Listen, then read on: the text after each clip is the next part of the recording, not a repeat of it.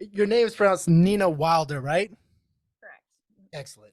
That's always the thing I always am the most nervous about. Even like your name seems pretty straightforward, but it's just you never know. That's why I always.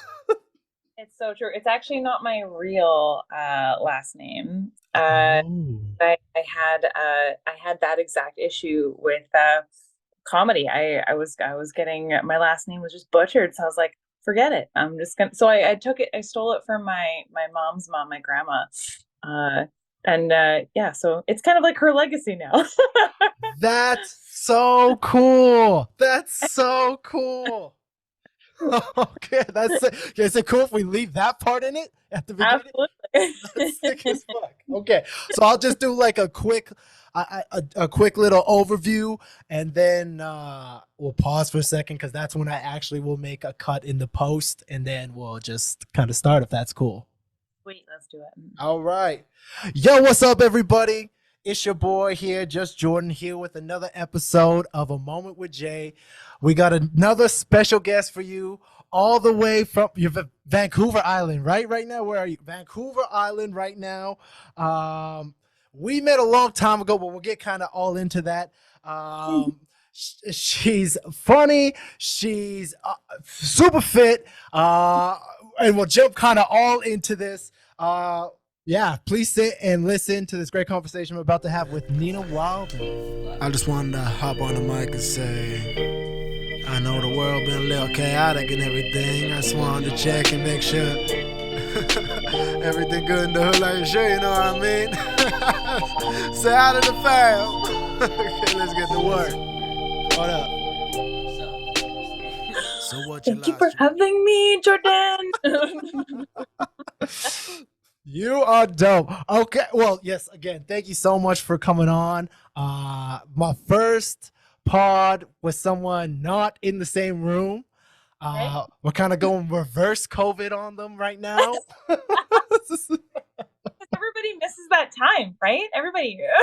It's true. It's true. And it's like, I mean, it's super dope to be in the same room with people and to have that connection, but it's still a valuable thing. Like I think there's going to be a lot of stuff that we talk about today that I think people are going to find valuable because like I said, even when we were just talking, I think you're a cool person. And ever since I've met you, I don't even know, a couple years ago now, when you were coming through Edmonton for a comedy show.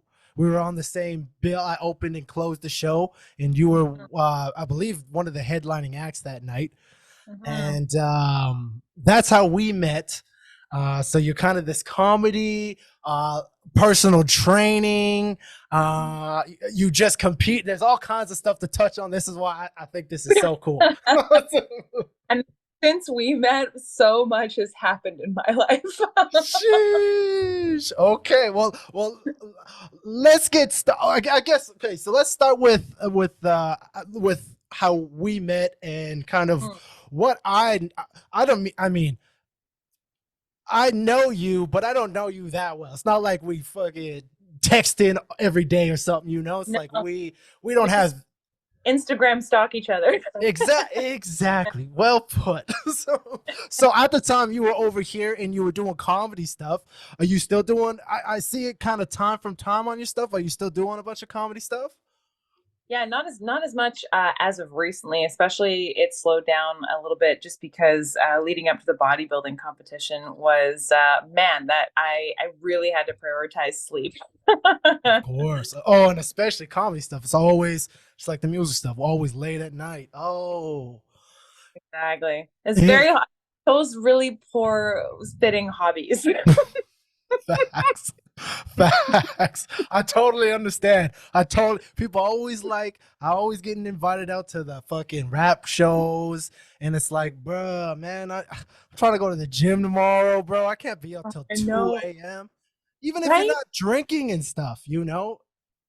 Yeah, it's like you can maybe get away with it for like 1 or 2 days, then I get kind of dopey, and then it just gets like more and more angry.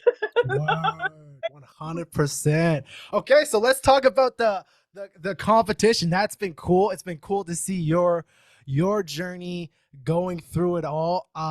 So what category did you actually compete in? I chose, well, I didn't even know anything about anything in the Okay. bodybuilding. And Okay. like this is the weird part, like having been a trainer for like 16, 17 years, but it was something I had just never done, for a multitude of reasons. One being when I started in the whole fitness arena, it was because I was overweight and out of shape, and so I had this big addiction with food. And then I lost a bunch of weight and became like one of those crazy people who couldn't eat anything. And then I became like disordered eating the other way. So I just ruled it out that I would never be able to compete in a bodybuilding show, which demanded so much specificity on weighing everything and checking your weight and without being crazy, right? So anyway, so back to the category question. Didn't know anything, so I was asking my coach. I'm like, "What do I fit?" And he's like, "Well, you kind of got some guns, so you probably can't do bikini." And I'm like, "That's Word. fine. I really have no interest in doing bikini." So I fit in figure, which is Bigger. kind of the third up from bikini. So bikini is like you're really really lean. Wellness, which is like you're more a little bit more athletic, and then figure you have actual like more size up top, and then above that is physique, where you just kind of have that big X frame, lots of muscle, lots of striation. Absolutely crazy. So Yeah. when did you I did a men's physique competition in Oh, 2014. oh, Yeah, so about 10 years, almost 10 years ago, when I was almost a brand new trainer. Um, yeah. it was a wild experience. And what's interesting is, I kind of did it at the beginning of my fitness career, and you're doing it, as a seasoned Near the end. veteran. Oh my God. Dead, dead. Um, but you have so much experience. It's like when I was doing it, I was still like I was even thinking about this while I was watching your journey. I was like, there's so much more I know as a human now, and so much I know about my own body and what how to deal with my own ups and downs. Mm, It would be a totally different experience going into it now, and watching you go through it. I was just like, oh, this is so interesting, because you are so knowledgeable in health and wellness. mm. So it's interesting to hear you coming from certain viewpoints and stuff. When I was competing, I was like, man, I was a dumbass still. So it was super cool. So when did you decide to even do it? What pushed you over the edge? Well, just a sidebar too. Like I felt like a dumbass because like it's a whole new world trying to train for a bodybuilding show. Because I mean, I train for strength, I train for function, I train lifestyle clients. I can tell you how to like. I've worked with clients in car accidents and injuries, Mm. a whole bunch of things. But a bodybuilding show, holy shit, whole new world. Place. I have no idea. Like it's crazy. Um, Absolutely though. Absolutely though. much respect for the sport. I was very much like, wow. So your question was how it all came about that I decided to do it. Uh, Absolutely. Here we go into the drama, Ooh, this is the shit people love, but also learn the most from. guys. So again, I'm a super open book, but I'll try and speak in a way that won't throw anyone under the bus. Cool. Uh, so I was in a relationship for a year and a half. It was like my first very serious relationship in the going joke in my comedy act, 10 years. And uh, and it did not he was big on he was also an online trainer and coach, and he really loved bodybuilding, and he always wanted to do a bodybuilding show, and I was encouraging him to get after it, like go get it, scratch it off your bucket list, because he had plans to do it before COVID, but it just didn't work out. So he's like, yeah, let's do it, let's train. And he put it out there in his community and Facebook that we were going to do a bodybuilding show together, and it was his big hoop dream Oh wow. Oh, like as a couple. as a couple. Oh Yeah. wow. So I got caught up in it. I'm like, hey, let's do it. I actually feel pretty good. Like I'm feeling like I've got a lot of control over, my diet. I'm in a healthy headspace. Not for long. But God. This is gonna be a great podcast. This is gonna be a great one. Oh my God. Holy fuck, that killed me. Holy shit, that was so funny. Oh my God, you're still so shredded. Yeah, Oh shit. all the Lex, milk. holy fuck. It's ridiculous. I'm like so like I'm eating so much. I don't know. But yeah, so let's just say this. We were starting to have a lot of conflict, and every time we started on the training and the things, something would happen. We would fight or get stressed and like all of these things, and it would fall away. And I think after finally I was like, I can't do this anymore, and we split apart. I wanted something to focus on because at that point I had no place of my own. I was living with a friend. I was letting him live in the space, even though I owned it. Long story. No, it was because he has a kid. Anyway, so I was feeling very vulnerable. I didn't want to. I still had clients that I needed to take care of. I needed to keep my mind in a place where I could be positive and have my energy funneled into a constructive way. So I chose initially to just have something to work on for my physique, because fitness is something that has always saved me in terms of like mental health. Like that's even how I got involved in it in the first place. So I decided to set a fitness goal, and I thought maybe I'll just do a photo shoot, and like I'll do a calorie deficit cut. Like I'll do a cut for 3 months, and then I'll schedule a photo shoot, get some rip shots, and I'll feel really good about myself, and that'll be like rah rah rah, go me. So I hired a coach that I had worked with prior, and I told him the goal, and he's like, this is great, this seems healthy, this seems reasonable, let's go for it. And so by end of October I'd have this big photo shoot, blah, blah, look amazing. Yep, yep, yep. So and that started really well, like, given that I again like had no space of my own. I was like sleeping in a spare room with all of my stuff in boxes scattered everywhere. I didn't know where anything was. Half of it was still at the house, and all these things, all this stuff was going on. And uh, then come fast forward to a few months later, where I literally had to shove my stuff in my car and drive across the province last minute. Again, another long story.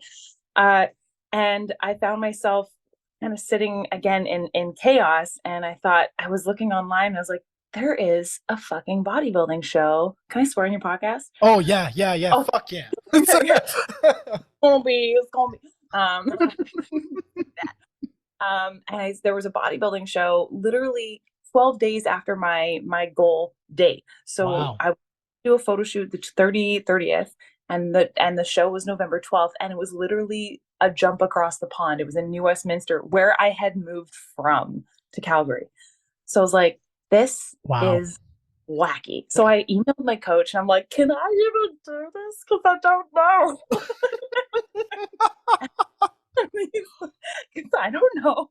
And he's like, actually, you could. And I was like, so I had a month to get my shoes, to get my suit, to figure out what the hell was front pose. I'm just like, and it all worked out so serendipitously. I think that like the stars aligned and was trying to take care of me, because I was working out in the gym after I had decided to do this.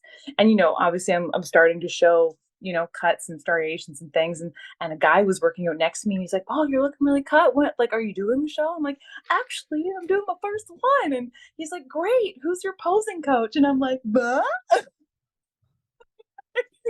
And then he said, oh, I got you. And he led me through the gym, and just so happened that opposing coach, these two brothers, the Lino Coaching, were regulars there, and they had actually worked with people at that specific gym, and they've been training people that are like in the Olympia, so they're knowledgeable AF, and they took me on, and I was like, this is like, and it was super positive, and it was super great. And I'm like, so I've got Coach Leo from Calgary training my nutrition and such, and then I've got Lino like helping me out, and they were backstage for the show because they were helping judge the posing, and it was just like, so I even had a little support there, and it was like, this was so positive. And then I made such good friends at the show, and it was just like, so it was really really nice. It was just a really validating Wow. positive use of my time, you know? Unreal. It is crazy how that came to be. What a fucking story that is. I always felt so lucky in my life. And I just like sometimes it comes back and it's just like, man, I don't know who's looking out for me, but I appreciate it.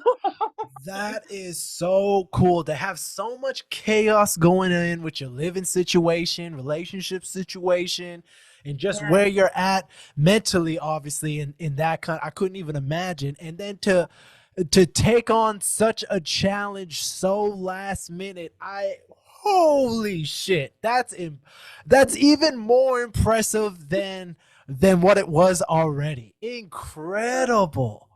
It was wild. I was pretty proud of myself during the time because I had to leave Calgary quite suddenly because things were just getting to a point of like, oh, I'm in trouble. Like if I don't leave, Damn. right, I'm in trouble. And it was very dramatic how I had to leave just because it was one of those situations where I didn't really know anyone in Calgary close enough that I could kind of like go somewhere else.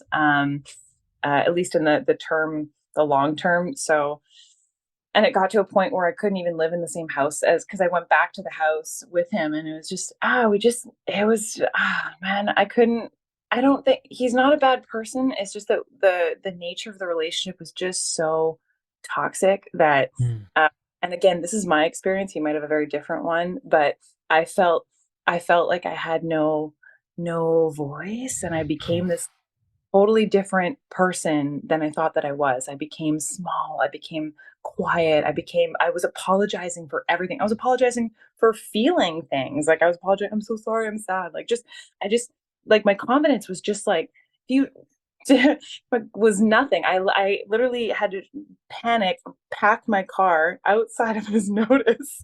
Wow.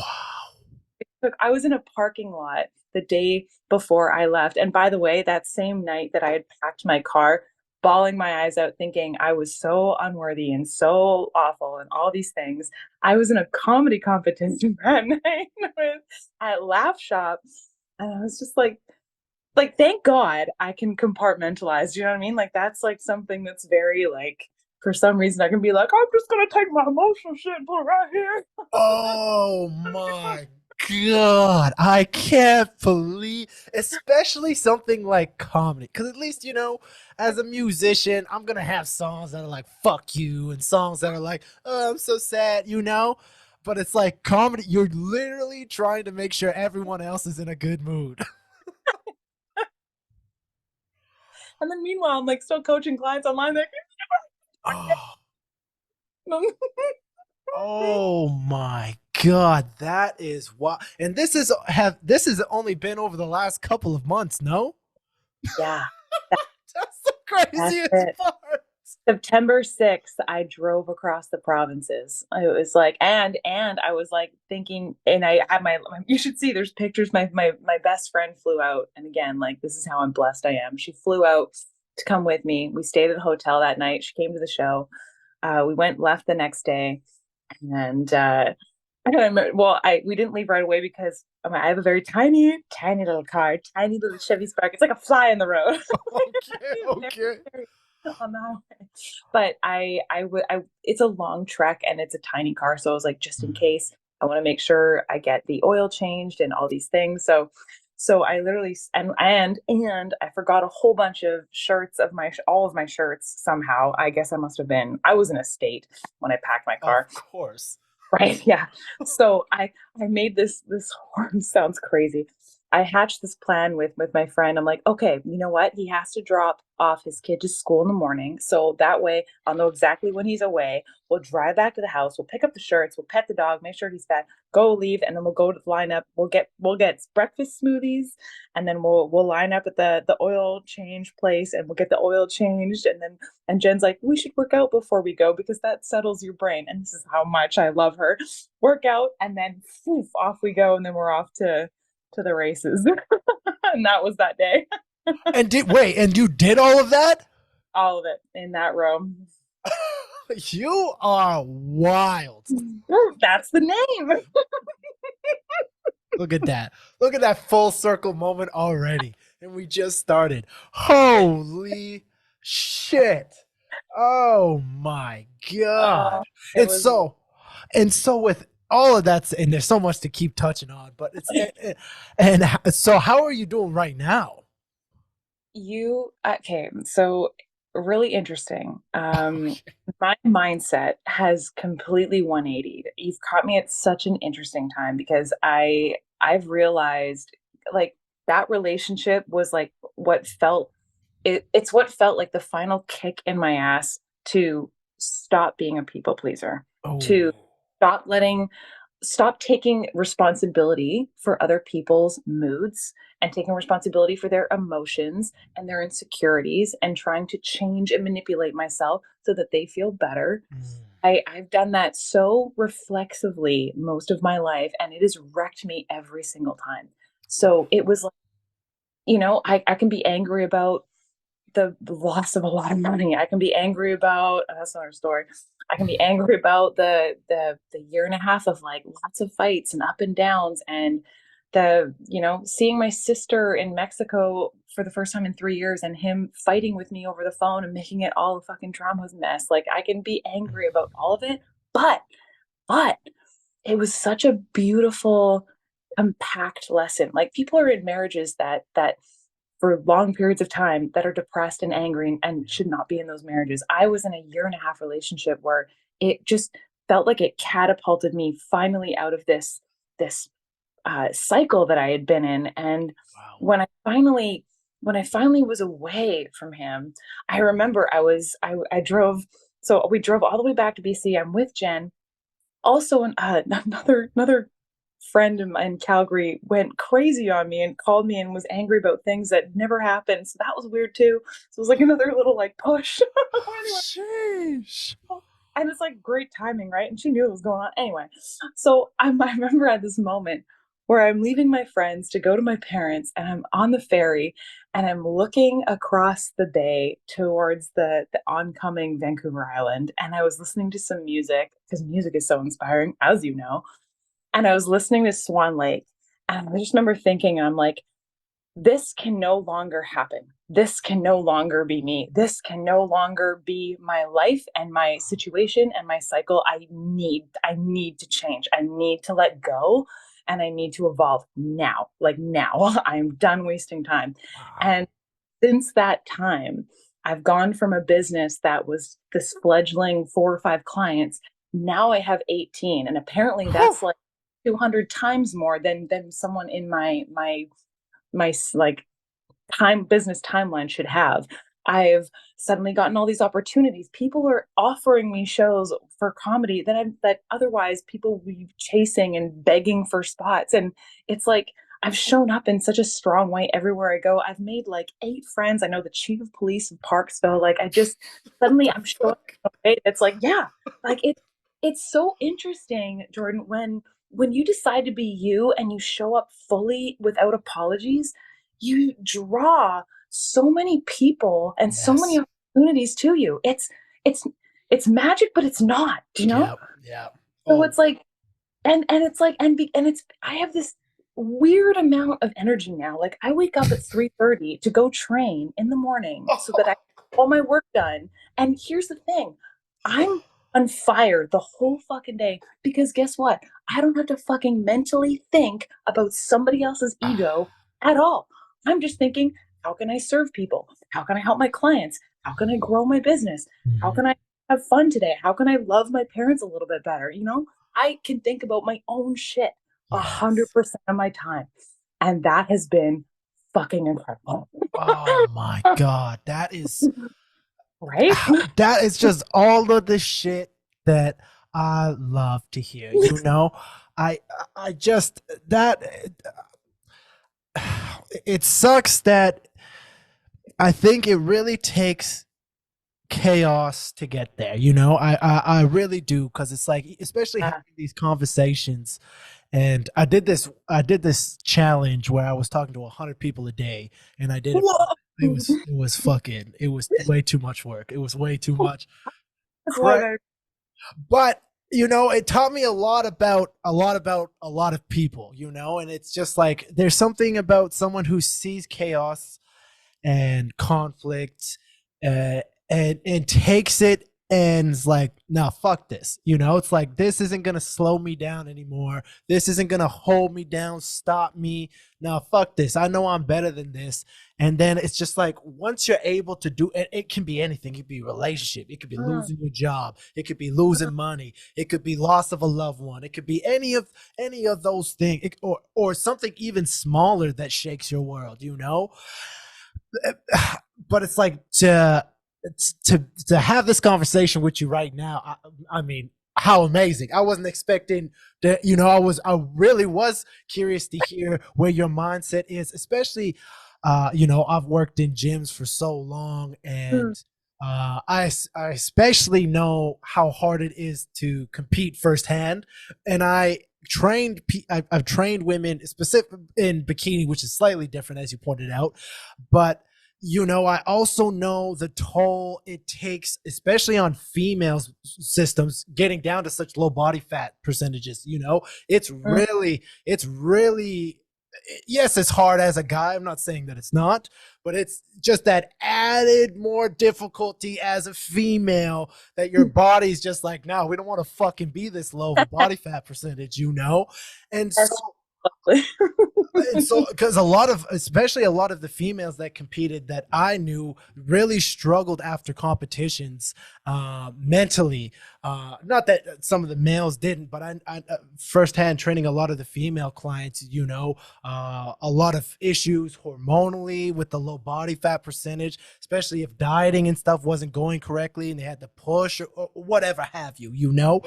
uh, but to, you know, you're what, 2 weeks off out of competition maybe, and look at you, you're vibrant, you're, you know, you're just, it seems like you're ready to take over the whole motherfucking world, you know. It's such a crazy, it's such a crazy thing to see. Yes, just how radiant and positive you are without being, you know, there's that, and I hate saying it, but it's real, that the toxic positivity, you know. I've been referred to, I people have referred to me as that a few times. And Really? yeah. And I'm just like, bruh, just because I'm always optimistic doesn't mean one of the biggest topics I talk about the most is death. You know, how can you Hmm. be toxically positive if every second word is, oh, we're gonna die eventually, you know?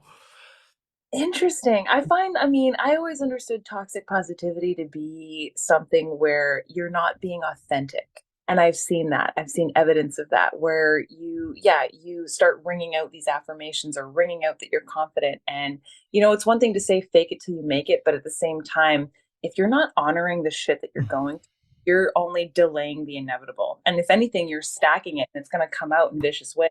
I've had personal experience. Um, so I find, if it's, it's funny looking back too, like I was used to be very negative, like not even just in the relationship, but like way before I was not born with a brain that was like on my side. You know what I mean? Mm, Criticism, judging others. And I find that you're actually, the harsher you judge yourself, the harsher you judge other people. Like facts. it's an interplay, right? Uh, so when it comes to, looking back from that lens, old me with negative, I remember seeing, I'd probably been one of those assholes that called you like, You're Jordan, you're too fucking bad. Like, you're not real. You can't be real. Cause it's like, it's hard. It's hard to see, like you get that jealousy, right? And, um, I find that now it's like, looking back at old me, it's like, dude, you could have chosen that anytime. Yep. Would have been overnight? No, but you can choose to like, I actively work on the things that are bothering you. And it was like, I wasn't doing that. But when we take action, that's the thing. When we take fucking action, and then also in tandem with working on our mindset, which by the way is a daily practice. You can't just fucking read a book and be like, oh, I'm better now. Like it's not that. Damn right. Damn Right. right. So, and I think when we start taking that in tandem, like, doing something that makes us feel good, like in terms of like dressing up, reading a self-help, listening to something inspiring, going to the gym, whatever, or something smaller. If we keep taking those little action steps, suddenly we create this momentum. And that's what I've been listening to a lot lately. Like a lot of these high level players in the world, multi-million dollar self-made people, they all talk about that. The once you start creating some action, you're going to start generating more momentum. And I'm Mm. feeling that. I'm feeling like the inertia of it, because then you draw all these opportunities, you draw more resilience, you feel more energy from working out, and suddenly it cascades, right? Just like you're a trainer, like you must have seen this, like as soon as someone starts working out for the first time ever, it's like suddenly they want to eat better. Mhm. Suddenly they feel better, or they feel more motivated. And you know what I mean? It's Yep. wild. It's wild. Oh man, you just keep touching on. I'm so glad. Thank you again for coming on this. You're I'm so killing this. happy to be here. You're killing this. Just the amount of points you're bringing on, the things that you're touching on. It's just the things that I personally live by and value the most. It is the daily. Actually, even before we got on this call, I my mom got me and my brother. Uh, my parents got me and my brother a sauna for our birthday, and That's and nice. oh yeah, super sick. And so, every day, especially the days before I podcast, I sit in there for an hour. I do my breath work. I do my meditation. I just reflect on what the conversation is going to be. Hopefully, it's kind of some of the points I want to touch on, and But then I show. It's not like I just show up to the podcast feeling great just because. It's like last night I got my 8 hours of sleep. I ate clean. I exercised this morning. I show up to this podcast alert and ready. Actually, in the which podcast did I just do with my twin? I kept getting all. Oh yeah, yeah, twin brother. Yeah, his name's Brandon. Episode 26 he was on, I think. And yeah, he's always on the podcast. He kind of does some of the he co-owns the company, one of the companies that I'm with, Prime Purpose Movement. He also is a personal trainer. Actually, during COVID, me and him would run boot camps online through Zoom Yeah, for schools.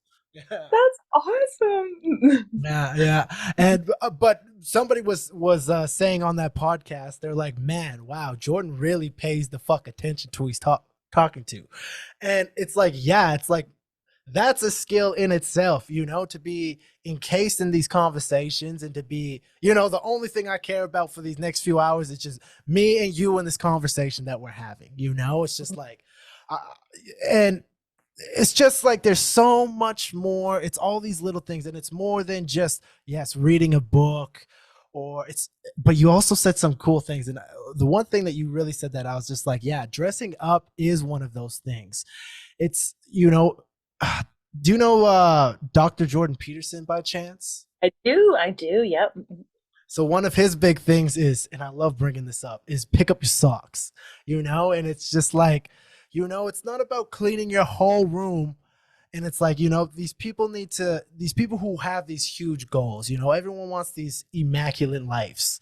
Everyone wants to be super shredded and fit like but it doesn't happen overnight. It's a small thing. And it's like, you got to humble yourself into doing the smallest thing that's going to move yourself forward, and that could be if you got to clean your whole room and you haven't cleaned your room in 6 months.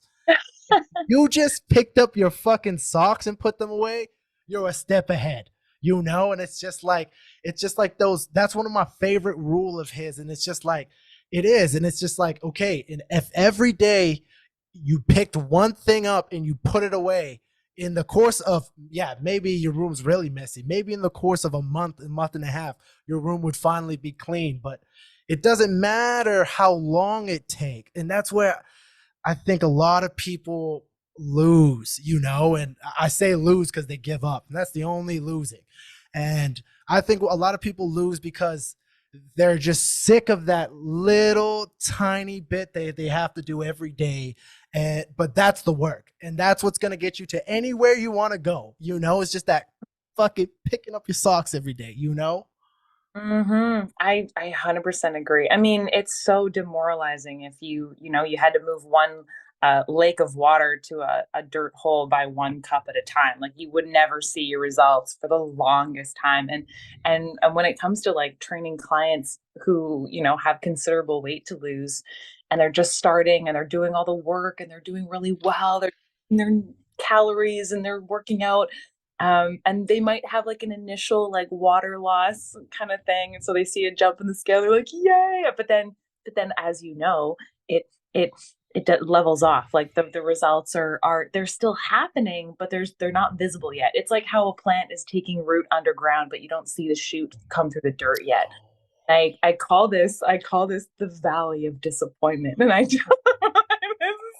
this is how I describe it, because I think when we can reframe what to expect, we can help ourselves through that time. Like, so I Oh, call you're about to enter the exciting world of the valley of disappointment, and this is where you're going to do everything really well, and you're going to feel like you deserve all of the things, but you're not going to get it. It's going be this awful, unrewarded journey. But oh, here's the beautiful part of that is that, and I explain it like a scale. Like, eventually, this valley of disappointment, you're going to start seeing a little result, and it could be like maybe a tiny pound off in the scale, or it could be like a little, maybe you see a little muscle starting to pop out in your arm. Maybe someone compliments you, and then suddenly, because you've done all of this work, it's going to stack, and your results will be like this. mm, It's true, that's exactly, it just shows up one day. mhm. Yeah, and I totally appreciate that you said that, because I think where people fail is also the the panic that you feel when you just want to change. You Ah, want the weight gone. You just want the money. You just want the relationship. And if you're making a decision from that panicked place, you're looking for a quick fix. mm, And be honest, anyone who is self-made wealthy or self-made lean, or who's found a really good relationship, likely is not, they weren't thinking about a quick fix. They were thinking about how, like, business, how can I build something that's I'm passionate about, that's long term and sustainable, and that can grow. For lean people, they don't think about how do I lose weight quickly. They think about, what can I change in my diet? Where can I start going for a run, or whatever it is I enjoy? How can I improve my lifestyle? It's all of these. That's like the long term thinking that mhm. that so many of us don't do anymore, because again, we're marketed to, as in, like, oh, do you have a problem? Here's a pill, here's a method, here's a quick fix, like, blah, blah, blah, blah. Like, Facts though. uh, That's so. That's such. You have such. You can tell that you're a veteran trainer by the way that you have these systems in place to talk. I can tell that you've probably explained that concept quite a few times because of how good you explained it. I'm just like, oh shit, that's a good one. you That's a know, that's a good way to phrase it. And that's why it's cool to have these conversations, because it's like, oh, I'm gonna have to steal that. absolutely, With all the absolutely. credit, all the credit, of course. I mean, I've borrowed it from, sure, other people. I think that's what makes us so brilliant, is that we are literally standing on the shoulder of giants, and I think that's something always to think. Just as a side point, that's something always I think I would like to remember. I'm not someone who's I'm someone who's grateful that I've had so many good resources available to me. Society can really help each other if we think about that. Um, Absolutely. I watch a lot of podcasts, hence why I started a podcast. oh, oh, okay. And I think there's such good tools, not only for, I'm a big fan of all the comedy podcasts. There's so many great ones. Comedy's in such a golden era right now, but so many educational ones. And, I was watching one on Elon Musk and Lex Friedman, who's a scientist. I'm not sure if you know who Lex Mm-mm. Friedman is. He kind of dabbles in like robotics and AI and stuff. So it was a super Oh, interesting conversation with him and Elon Musk. But what Elon Musk was talking about was the conversation of the wars were brought up, and he was talking about how fragile society is as a whole. And it's like, it's one, and I bring this up because of the point you just made, the gratitude of standing on giants, of standing on the ancestors that we all have, or none of us would mm, be here. And it's just like, at any his point was, people think that society is always going to be around and always going to be fine. And his whole point is, like, even depending upon what you believe, but what science is what everyone agrees upon in science anyways is that the world's been around for whatever 13 billion years, and humans have only been around for maybe 100,000 of that at most, and civilization as we know it has only been around maybe tens of thousands of years at the most.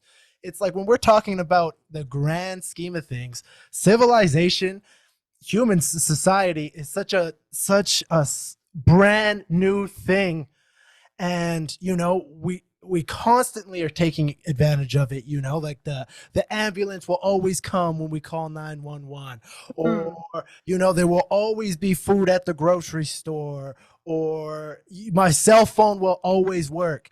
It's like, it's like in a blink of the eye all these things could be gone. So it's like, I only bring this all up just to drive that point home of gratitude. gratitude. That's where I thought you were taking it. And I'm like, that's a really good thing to remember. Oh, Like, man, entitlement that some people have around like, what do you mean there's no more this or that or the other thing in the grocery store? It's like, yeah, yeah, because someone needs to take it from one country and drive it over to your feed your hungry ass. facts. Big facts. Big I read this book. I've read it a couple times. It's a super fucking. I say read. I need to stop saying read. I do audiobooks. I know some people don't count it. I know some people don't count it, and they're like, "What you mean the fucking you read? It's an audiobook." I say read. I mean, for simplicity's sake, it's intaking information. Who the fuck cares how? That's what I'm saying. That's what I'm saying. That's what I've been, getting a little bit more. Not saying that I'm popular on the internet, but getting a little bit more popular on the internet. Man, Yeah. people really fucking nitpick everything. That's a sign that you're probably doing fine. Yeah, it's another thing I'm very grateful for. The haters. I had a friend who got super, super popular in the health and fitness world. And when I started to first release music, and it started to get out beyond my circle, and people started talking shit.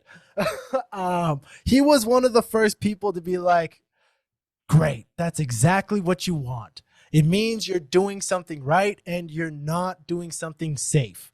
And I was just like, damn. So it's just always something that's stuck in the back of my mind when I'm reading through fucking negative comments. It's like, okay, I did something right. I did something right. I at least did something to spark some kind of emotion. So it's like, Yeah. obviously sometimes I say some fucked up things that are wrong. Don't get me wrong, but it's like, for the most part, it's like when someone's just hating, it's like, okay, this is getting out there. We're doing something. Yeah, absolutely. Yeah, it's a point where I think you have to learn, especially when you put yourself out there and like, I mean, similar with like fitness, I put myself out there in terms of my opinions. Like this is what I believe about several different things. And as you know, when you talk shit about like, let's say you disagree with like someone's eating style, it's like it's like religious. It's like, oh my God, you how dare you? And I imagine it's the same way with music because there's a vulnerability there. Like there's like music is I would imagine just as contentious in terms of like what people think to be music. Like there, I feel like you see this everywhere. Like with comedy too, I laughed at like the people that made fun of certain A-lister comedians because like that's not real comedy and I'm like, they are okay, great. They're gonna sit in their goddamn mansion and be like, oh, I guess what I'm not doing with comedy. Like, Facts. Facts. And so, even just to touch base on comedy, so you are still doing comedy stuff? Like, you still? yeah, it's I'm feeling a little bit of a shift right now because like something really happened in my brain. I feel so much more purposeful and I know exactly what kind of impact I want to have on the world. And when I never had so much clarity around how I want to spend my time and what I'm trying to do. Like it's funny, the words that go through my head when I think about that is like I'm trying to start a war. I'm trying to start a war against playing small. And any every any and every energy out there that exists in the world, whether it's in a person or an institution or a social phenomenon, anything that has people play small and shrink, I'm starting a war up against it. Like that's what I'm doing. Because I believe in human potential, and I know, like I know there's forces that exist out in the world that would have us convinced otherwise. So anyway, all that aside, comedy is something that it gave me a good start. I think it gave me a good start because comedy forces you to be honest. It forces you to really dig into yourself and show up. At least that was the kind of comedy that I appreciated. Like I loved Bill Burr. I didn't necessarily like Jimmy Carr. You know what I mean? Like Jimmy Carr's great. He's so funny. I'm not saying I don't like him. I was like, he's not a real comedian. Like, fuck. No, he makes people laugh. He's a great comedian. But what I resonated with was, the Bill Burrs, the George Carlins, um, like the even the Eliza Schlesinger. I hate her last name. God damn it, lady. Oh, I know who you said. Yeah. she they all talk about shit going on in their lives and they make a statement. They make a Mm. statement about their beliefs. They're not necessarily lording it over people about like this is what society should be. It's from this genuine place of like this is what I'm frustrated with. This is what I've been working on. This is the vulnerability that I'm going to show you. This is also what I believe society to be. And it's so it's just so honest, Mm. and actually I feel like it furthers us as a society because comedians, I mean, that was the original point, is that they're making a truth statement, capital T, on society that we can all laugh at because it's like finally somebody said it. So I think comedy was a great piece in my trajectory, and I think that I'm going to take from it what I got, but I don't necessarily have the impetus to be like I'm gonna be a headliner one day. Like I don't really care. Like especially with Canada. Word. Oh my god. Like I don't. It's not. It's not. I picture. I picture being in front of like a fucking 100,000 people. I have no fears around that. I actually get excited to be in front of a lot of people, and I trust myself. I've come to like trust myself in terms of my intentions. Mm. So I'm willing to take on any role that I have to create a movement that shifts our perspective and shifts our thinking so that we don't have to operate so minimally in life anymore. And I Oof. don't know if comedy is going to be the platform or if it's just going to be how I present in whatever Mm. platform I choose. Yeah. Wow. Wow. Yeah. Very cool. Huge. Obviously, well, it goes obviously with what you're doing is not playing small. That is one of the craziest.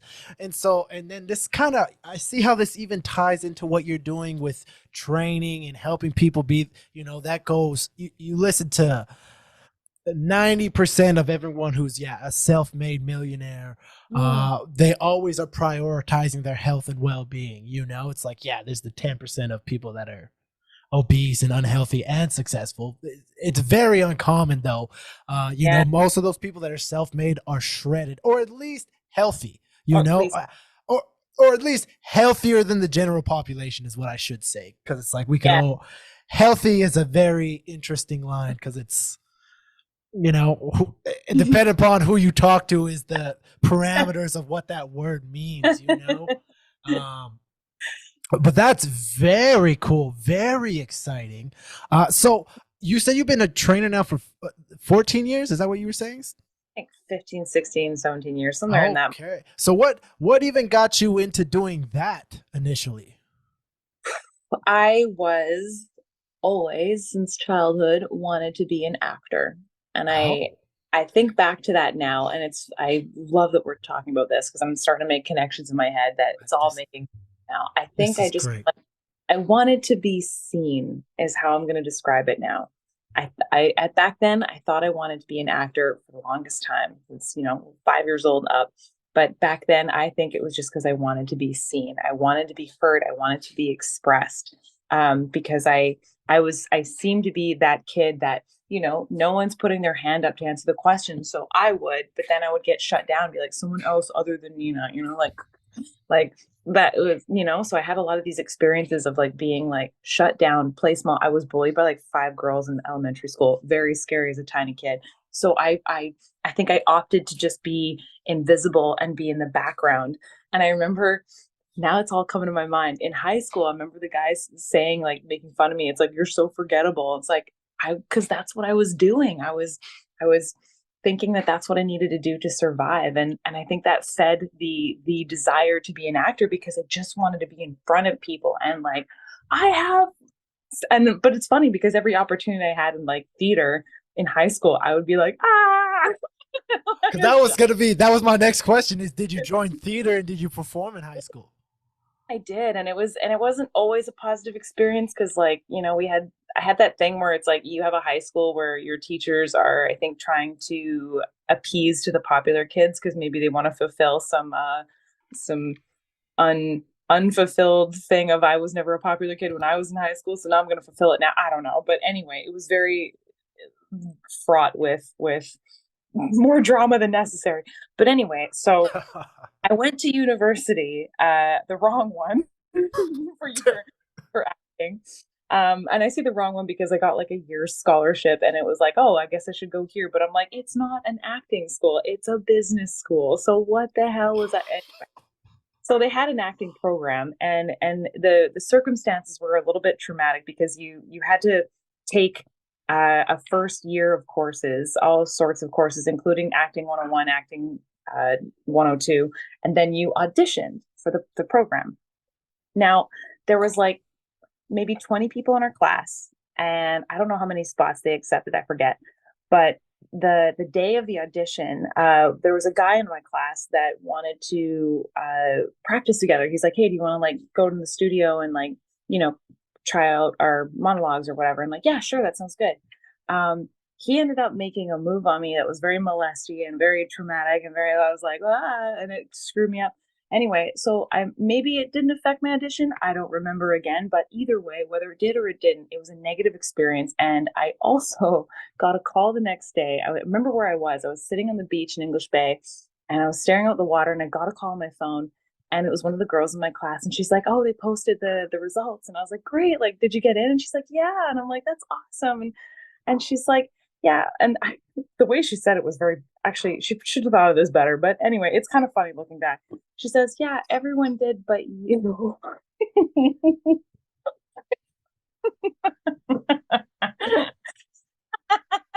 It's kind of funny now. Oh my god. Like, okay. Oh my god. I was, I, obviously, I was devastated. Yes.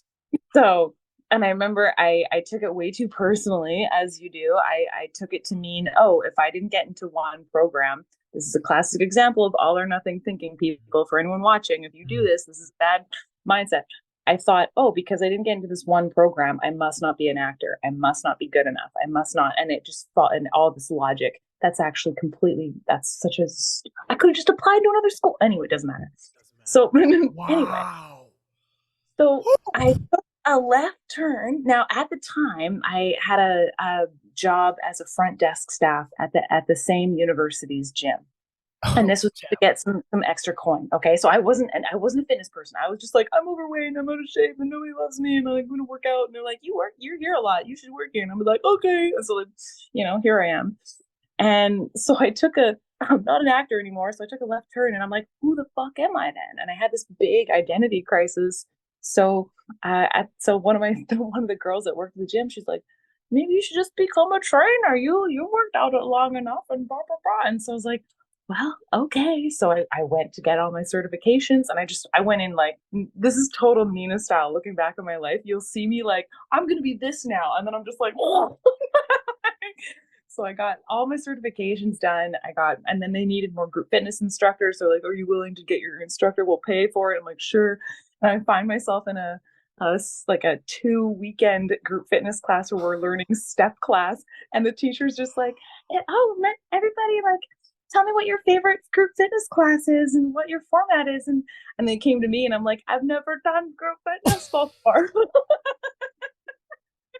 And she's like, why are you here? Like, oh no, because I'm sad. Because I'm sad. Oh my god. Holy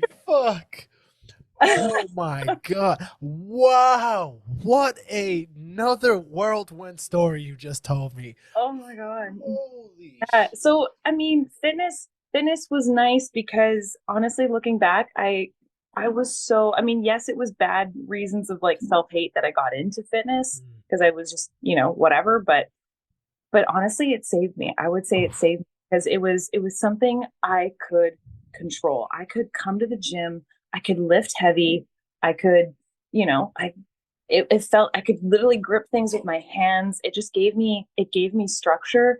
I woke up like I had a routine at university. I woke up, I got to the gym by 8, I left by 9:30. I had, and it even during COVID, like it's funny that I love that you did boot camps because like I actually opted to do group fitness classes online at the same, and I was very strategic. I had the same time, I had the week schedule, and I posted it on my feed so you could see it pinned, and you're like, okay, Mondays is this class at this time, Tuesdays is this class. And people started off like tuning in, even not to participate, just because they knew what day it was. Oof. The class that I offered, it was that Oof. structure. It was that right, and people need that. I find like Yeah. people need that team, just that little piece in their day that's like, oh, I know it's Wednesday at noon because she's running yoga, and they would just tune in, literally still eating, like watching me work out. But it was just because they just felt like, like there's something happening and structured. It was, Word. It's so interesting, and it's so interesting you bring that point up because I've definitely noticed that over the last, I think today was day 37. The last 37 days I've been posting. I'm doing a one meal a day. So I post it every day, the one meal a day on my YouTube channel. mm, And I've been doing it for, 37 days. And it's just interesting. I was really doing it as a way to stay accountable to myself, on top of not only just having more content to put out. Um, but it's been interesting how much that series has taken off on my YouTube and how people come in and check the 10-minute video every fucking day. And it's just like, wow, people just need, and same thing with the podcast. Podcast comes out every Wednesday, and there's boom, as soon as it's dropped, I get, by the time I check in at like, noon or 1 or whatever the fuck, I've mm-hmm. gotten 4, 5, 10, 15 messages. Oh yeah, check the pod out today. Can't wait to finish. It's just like, damn, people Wow. just need that. People, and I'm glad that I can provide it. Like the one strength that I feel like that I have is discipline. As it seems that you do as well, and it's just even the people are even just impressed with, oh, this guy's just throwing up a fucking video every day. He's like, wow. And even just the amount of people that have messaged me recently and have been like, yo, man, I started a YouTube channel just to keep myself accountable. And so everyone who messaged me that, I started Mm, following their YouTube channel. And mm, it's just like, oh shit, now this person is, and it's like, then they're gonna have their own sphere of influence. It's like, man, it's like it's so crazy how just a little bit of discipline, because so many people lack self-discipline in all areas of their life. So it's yes. like when people have just that schedule, like you were saying, but that, as soon as it's a schedule, it's an act of discipline.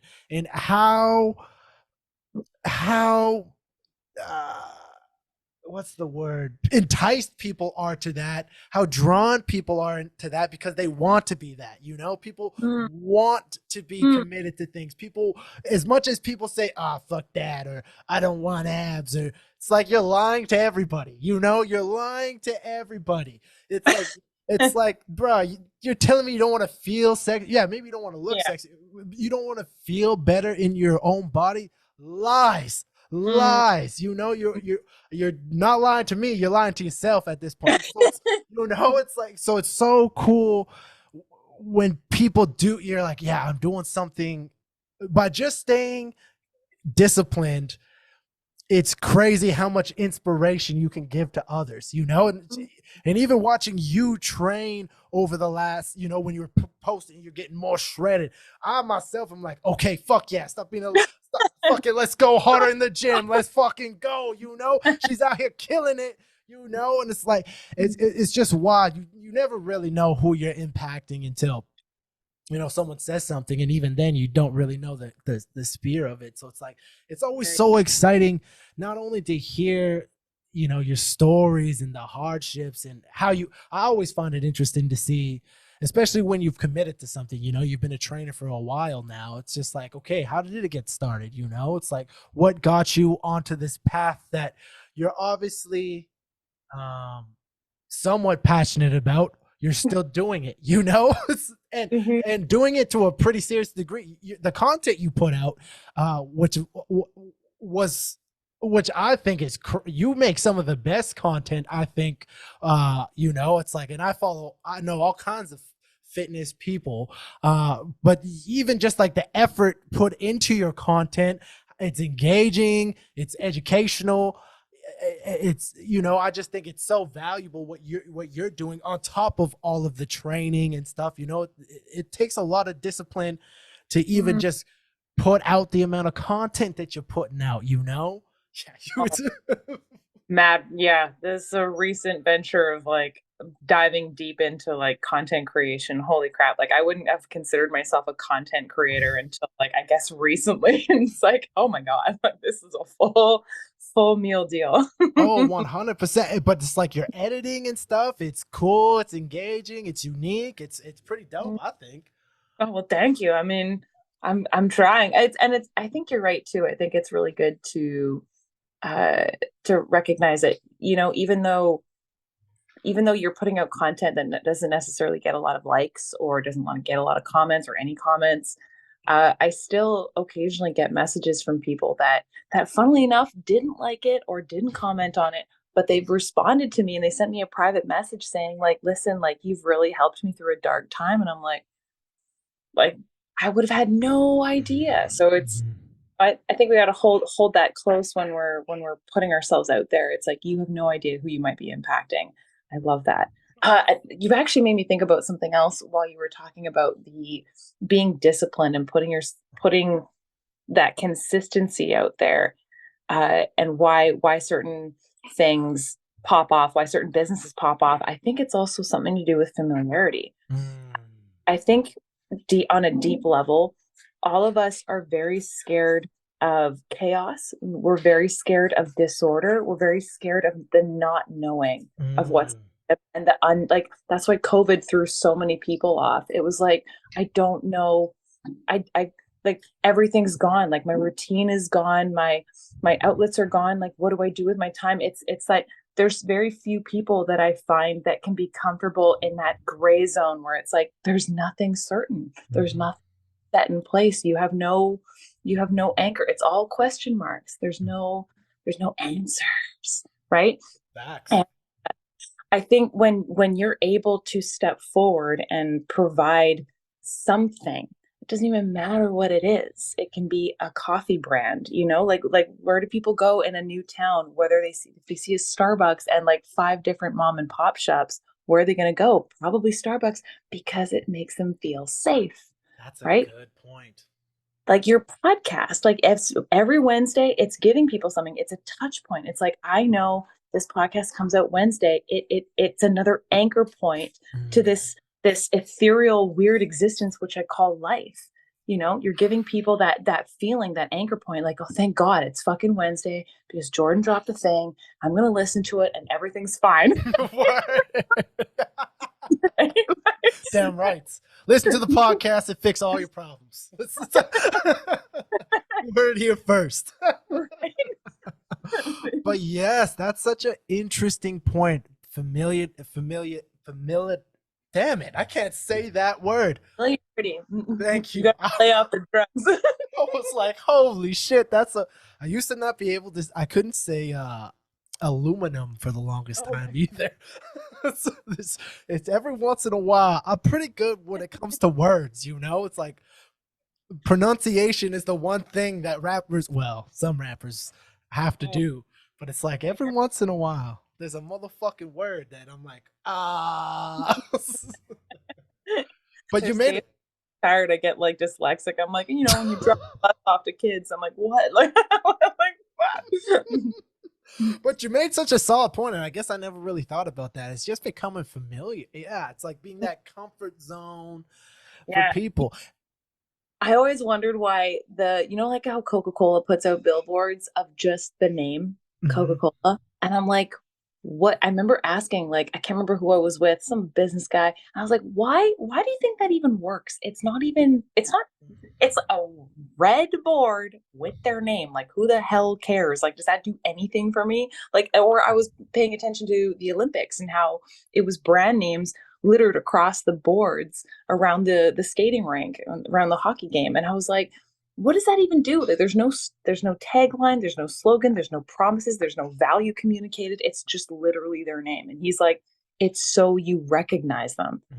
so that when you're in the grocery store, when you're that selection of stuff is in front of you, it's in our brain. Our brain will clock, oh, I've seen that name, so I'm gonna go with this one. Like, alrighty. It's so you have so much. This is such a cool podcast because you have so much. Do you do a lot of reading?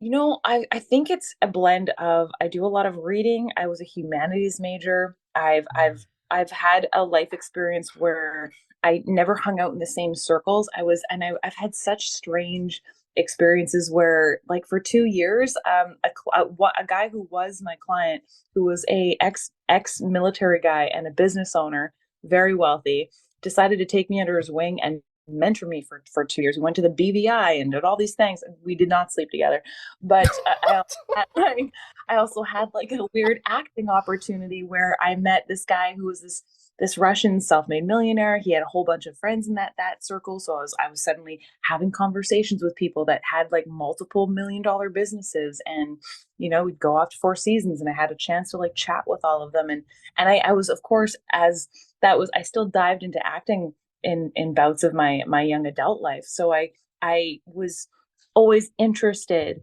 in their perspectives. I was always interested in people. And I think that's the through line in my life. I'm very interested, and I'm always such a listener. I will take in all of the things.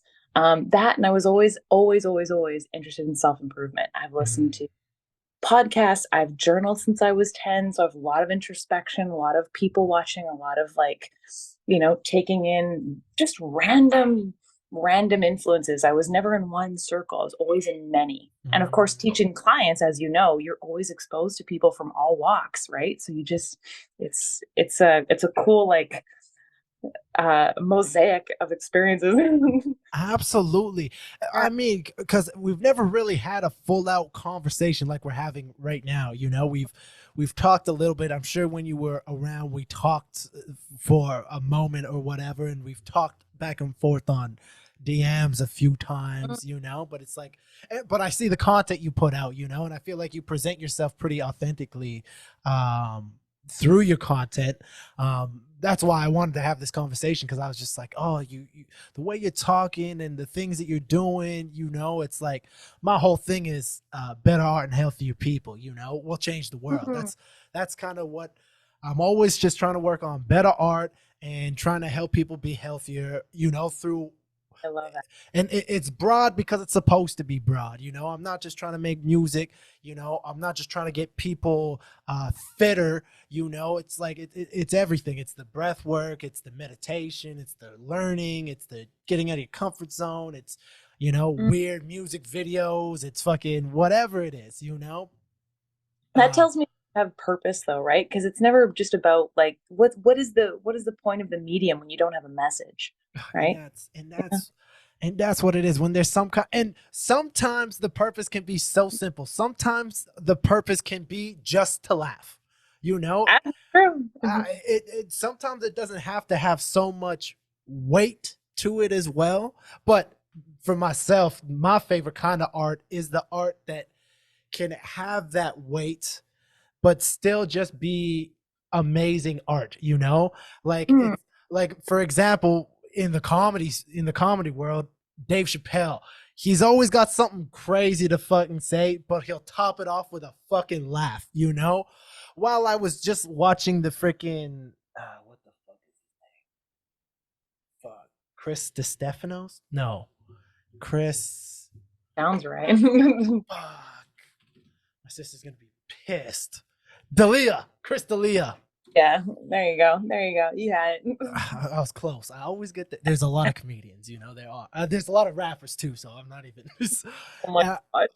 but he, uh, because then sometimes, and I think this is what sometimes happens is the art in art too, and why I think that art, that really good art with some weight, is amazing and my favorite type of art. My favorite artist is Kendrick Lamar. Like, you know, it's like, yeah, Mm, he has bangers, but even in his bangers, he's saying something crazy and impactful. If you listen to those mm. the lyrics, he's saying some of the crazy, most insightful shit you'll ever hear.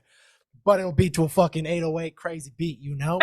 And it's like that combination where it's like, oh, you got these people. Like, I remember he came up with the song called I, and the hook is I love myself, and the whole song is about self-confidence, and it is just so insanely well, but nobody understands it's about increasing your self-esteem. Everyone's just like, yeah, I fucking love myself, you know. And it, Mm. but Chris D'Elia, I almost just said the Stefanos. I don't even know, but Chris D'Elia, I think I just watched his special, and sometimes I think people miss when it comes to that combination of that weight with the art. And his was an example. His last special, I was like, bro, this is no longer comedy. This is something else, which is fine. But you can't, because there was a span. He kept going on these like 10, 15 minute spans where there's no jokes and he was just venting, you know. And there was a part of the skit where he, or part of the act where he starts even crying, and I'm like, take me on that adventure, but then end it with like a punchline or something, because this is still, now you're disrespecting what stand up is. You can't call this. It's like, bro, I, as an audience member and someone who actually loves art too, like, you know, it's like, yeah, fucking tell me about your depression. But if you're a comedian, make it a joke. And if it's like, don't just fucking, if you're a rapper, don't tell me about your depression. Write some kind of sick line about it. You know, it's like if you're gonna incorporate that into your art, don't sacrifice the art for the message. You have to be. And Chris D'Elia was just, yes, I have his name pulled up over there because I have no confidence in myself, you know. And I think I was just like, bro, what you're doing is beautiful, and I understand where you're coming from, but it's like, bro, you attach this to the wrong thing. This audience doesn't. Yeah, you might have the 5 or 10 or whatever percentage of people that were like, yeah, bro, fucking. But it's like you really disappointed most people because of the angle you chose to come at this piece of Mhm. art with. You know what I'm saying? So I always am like, I always like that message, that purpose, that drive. But and especially in today's society where you get that like fucking high five. You get that like when you're a social activist or when you're bringing up, oh, I'm sad, you know, and it's like yes, I'm glad that people are being supported like that, but it's like there needs to be more than just that, you know. It's like, and so Mm. when people can really execute on that, or like, yeah, you know what I'm saying, you know what I'm saying. So, Yeah, yeah, I like what you're saying. I think there's a lot to consider there because what first I agree with you. I think to a large extent, you have to appreciate what people are expecting, and is the goal to really deliver your message. And if you're going to deliver it in a way that is packaged, mhm. that is going to actually hit. And if you want to make an impact, we can, all of us can probably go out in the world into our, respective neighborhoods and start crying about our traumas, and nobody wants to be part of that. That Nobody wants to be part of great, yes, great point. it. So, I mean, and I think that's why they say with comedy, don't just use your fresh pain and put it on stage, because comedy is pain times time, right? That's Mm. I don't know if it was oh, I always forget her name. Tig Notaro, I think, had coined that after, she became famous after her mother had passed away in the hospital. She had taken a lot of time to kind of process that, and she came out with her her special, which became special, how the hospital gave her, emailed her after the fact, like 2 weeks after, saying, "Can you rate your experience?" And she's like, "Not good." Like, we want, and it was like, yeah, the message is getting across better because the audience is one, expecting humor, but she's able to first of all, it's just sloppy if you're not going to create a good joke. It's just sloppy to try and rant and expect people to just applaud you. I'm sorry, there's no art there. Like, if you want to vent, go to a therapist. If you want to make art, deliver a message, go to the stage, you know? Yes. So, Yes. Good. Well, uh, that's well put. That's right? that's a much more elegant way than I said it. I have, I have a lot of caffeine in me. Excellent. Excellent. Excellent. I love. Well, What is well, to jump on a less serious topic? What's your favorite way to consume caffeine? oh my God, are you kidding me? So in the morning, I leave and I have my pre-workout and my creatine mix, and then I come home and I have my first coffee, and then at 10 a.m. I have an energy drink because I am a fire hazard at this point. Okay. Okay. So actually, this is one question I really like to ask people, especially people doing a lot of things, especially people doing unconventional things. What does and it may look, I understand, especially coming from a slightly similar background. Uh, I understand every day is probably a little bit different, but what does a typical day look like for you? Oh, I'm in an actually a carved. I made my own routine, which Oof. again, well, people really have to realize, like, you need to give yourself structure to thrive. Like, I'm not saying I'm someone who says that, knowing that I get bored easy, knowing that I like different opportunities or different places. Like, I don't mind changing up the things that I do, but the way that I get things done and the way that I also set up my brain is very structured. And that's for a very good reason, because life can just happen to us Mm, unless we decide to take the wheel. mm, So so when I got to Vancouver Island, the first month, I guess, not even a couple weeks, I I kind of woke up when I woke up. I had breakfast, I tried to get some work done, and then I would go to the gym when I felt like some work was kind of accomplished. And it was like, it was okay. But I felt like I always had this angst, anxiety, and this like I was behind the 8 ball all the time, and never just never feeling like, did I do anything today? Did I, like, what am I doing with my life? I just had all this, like, just this weird angsty feelings that mm. some people describe it as ennui too, where it's just this restlessness of, like, you don't even know where it's coming from. Sorry, what And was the word you just said? ennui, ennui. So it's like this listlessness, this sort of vague Oh. sense of that things aren't well, Mm, and lack of motivation. You're just not sure. You're just, like, lost in, like, just sort of like this gray ick. And mm, it's not like intense enough that you change anything, but it's just this, like, low level, low grade anxiety of, like, just like, oh, mm. I don't really know how to solve it. But looking back now, it was because I wasn't living in congruency. I wasn't living in alignment. I wasn't taking action that I needed to take. I needed to get up early. I needed to get up early and do a set period of things that, one, took care of my body, two, took care of my mind, and three, set me up so that I could accomplish my non negotiables before 10 a.m. Mm. And all of that was done, then I suddenly had this workflow that came out of that. I could focus on projects. I had lunch at this time, and then I had all the afternoon to do whatever the hell I wanted, but with this sense of, like, I got my shit done today and I feel good and I'm showing up better, and that's so yeah. So my routine right now is wake up at 3:15. I pre-workout. I know, but here's the thing, Jordan, that would have been impossible for me 2 months ago. It would have been impossible because Yeah. I was so, like, angsty. I hated the work that I was doing. I hated where my mind was. I was Mm. always worried about shit and people and blah.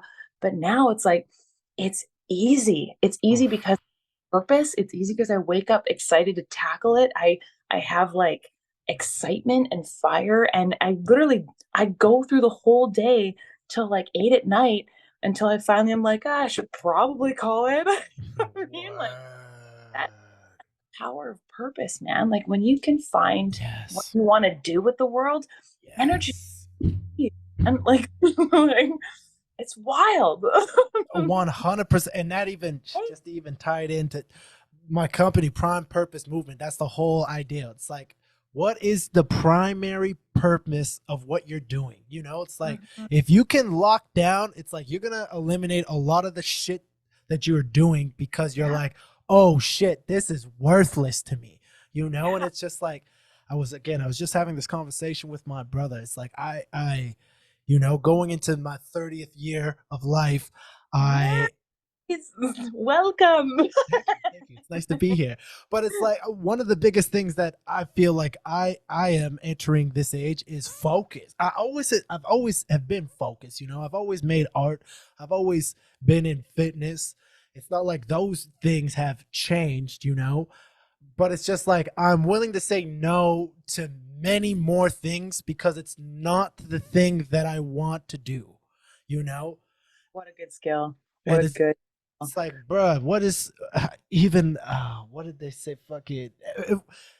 They're like, what do you do for fun? It's like, man, honestly, the funnest thing I do is the podcast. I love this. This is I'm getting so much from this conversation personally. You know, like Like, selfishly, you've said so many things that are gonna stay with me that I'm gonna take moving forward. But then it's like we also are contributing to just conversation, and there's bits of this that people will resonate with, and it's like, oh shit, what's more fun than that? It's definitely not drinking for me. You know, it's like um, I'm not gonna feel as good after I fucking go crush a couple rums than I did after this conversation, you know. And it's just I'm just so much more focused. I love that you keep bringing up that word purpose because it's literally in my company name because mm, it's that vital. But anyways, you said so many good things. Let's continue on with that routine.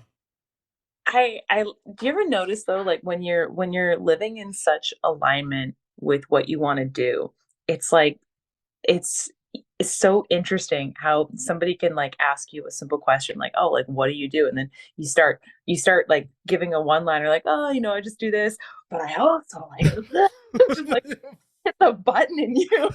For Like, sure.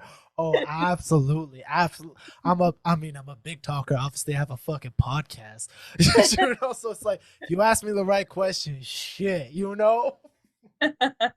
that's why all your toxic positivity comes in. Yeah, it's like, wait, you want to ask me about what I love? Hold on, you know? 100%, which is like such a beautiful, it's just it's a positive energy cycle. It's incredible. Oh Um, yeah. Okay, but yeah, let's get back to what you're okay, so you're getting up at fucking you say 3:15 so a.m.?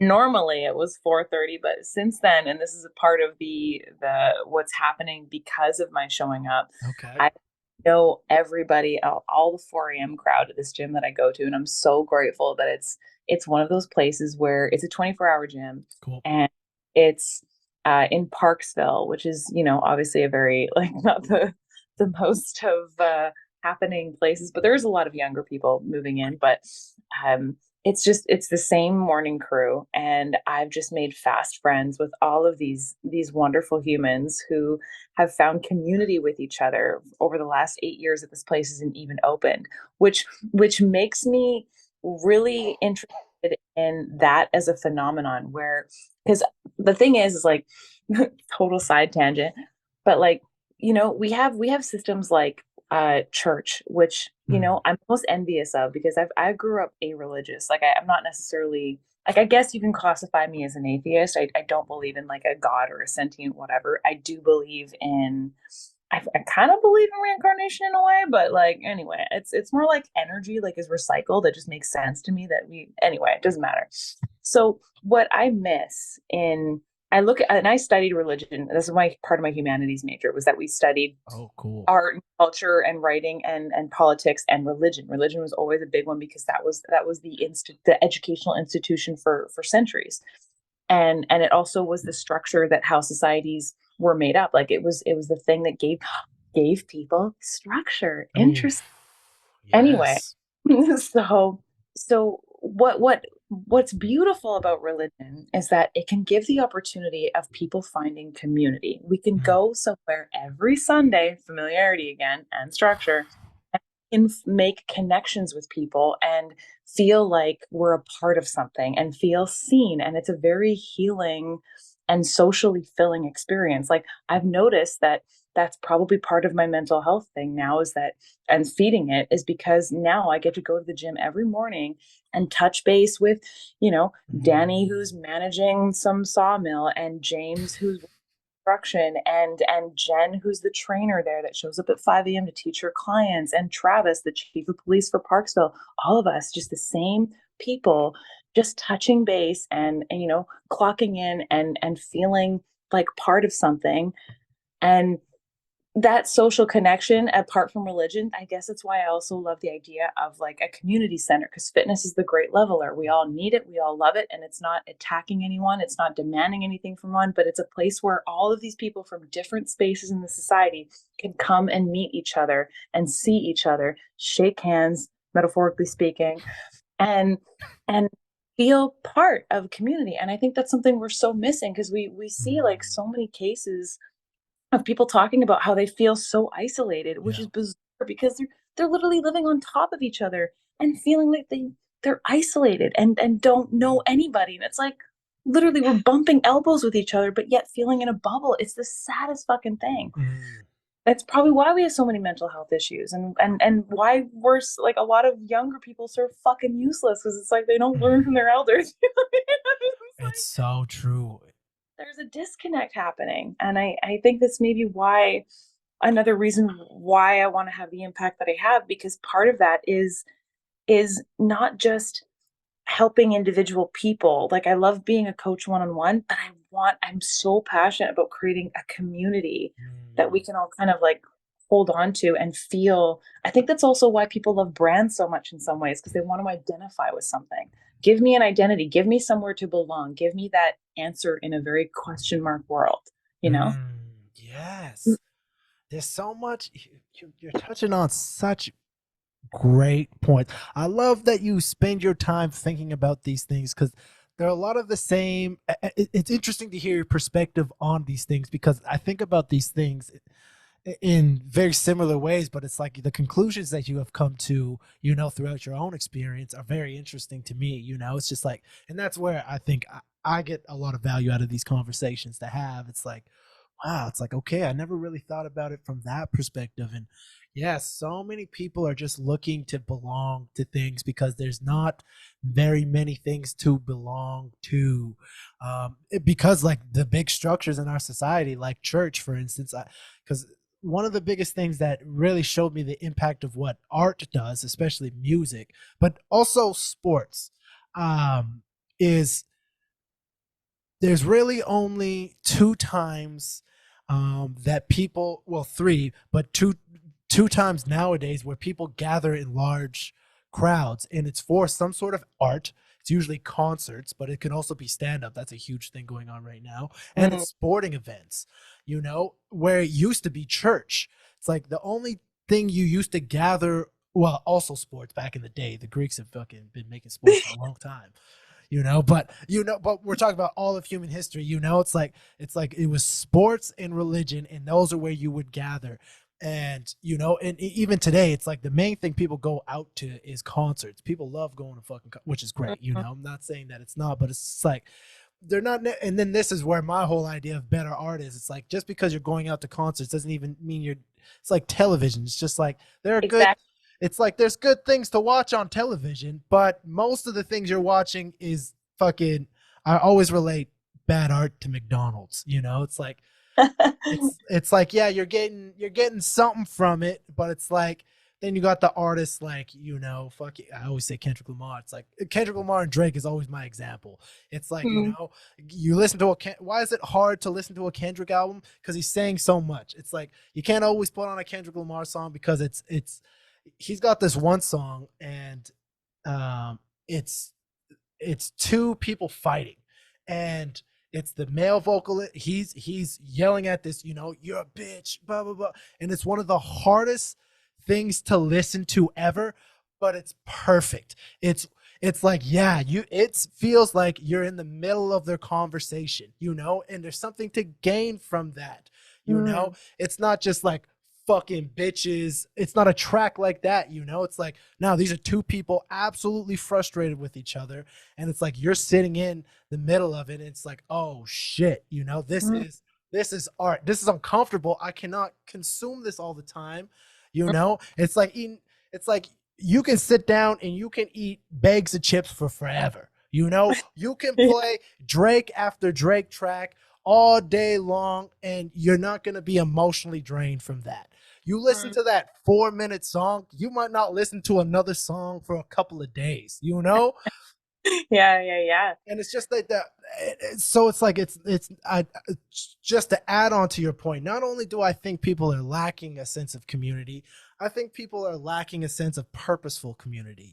I think there's so much things like game culture, video game culture, which is something I find. I don't play video games, but it's something I find incredibly fascinating because of how many people and the age range of people that play video games and Mm. how much people love it. But it's also not the there's a huge a massive worldwide community base there. But if you Mm. talk to most of those people, they will tell you it is toxic. So it's like even the communities that we have, they're not nourishing. They're not of value. So it's like people are still feeling alone. People are still feeling isolated because Yeah. even in that sense of community, there's no real sense of community. That dude on the Xbox 300 kilometers saying fuck your mom does not have your best intentions in mind. They're not trying to fill your cup up, you know? No.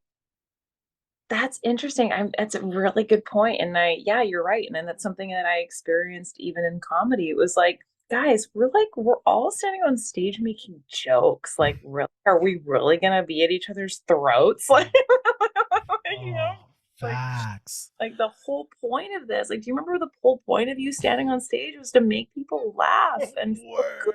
Like, but you forget that completely when it comes to your comrades. Like, what is wrong with you? See, it's so wild. So I think that's so exciting to turn this all around. That's something that you're striving to help build, and I think that's so exciting. You're doing a lot of cool things, and that's super dope. And so when you think about, you know,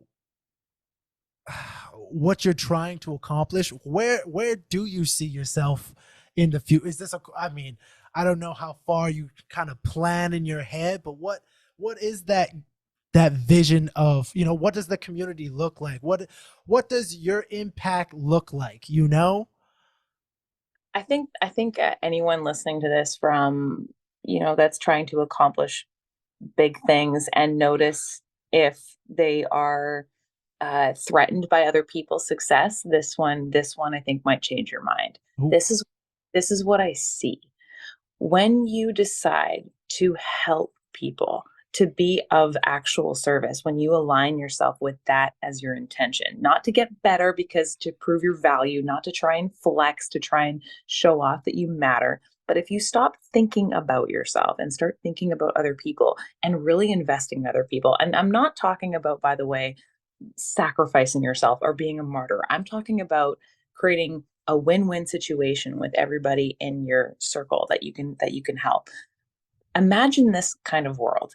You step into the role of helping people become powerful, of helping people become their own person, about being stronger, more growth mindset. They're going to show up in a way bigger way in their lives.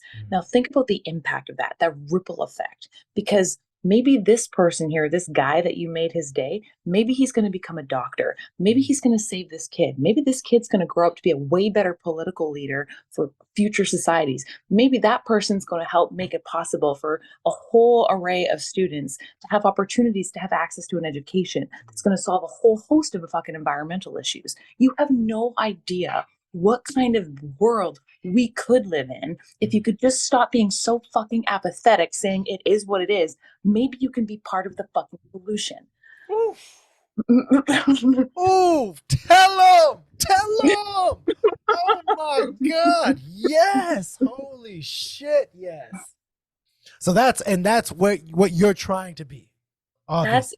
that's exact and you have to start, I have to start as anybody else with yourself. It's Of course. amazing. Like you cannot, like, it seems, I think that's what ties it in too, is like, it's, we think being humble is sacrificing our needs. No, humility is not about thinking less of yourself. It's just thinking about yourself less, right? Also, Oh, but I'll give it to you because it's really good. But you have to take care of yourself. You have to solve, how can you help people when you keep holding on to your blind spots, when you keep holding on to your pain? You have to work on that. You have to feed and fill your cup, because trust me, the impact is going to be resounding. So whatever platform I end up doing, it doesn't even fucking matter. mm-hmm. That's actually another weird shift in my mind. I always thought, I'll be an actor, okay, I'll be a comedian, okay, I'll be a trainer, okay, I'll be this, I'll be that, I'll be that. I don't care anymore. I just Oh, need purpose. Do you know what I mean? I know the impact I want to have. I don't care how. If anything, I'm actually excited at that. I don't know how.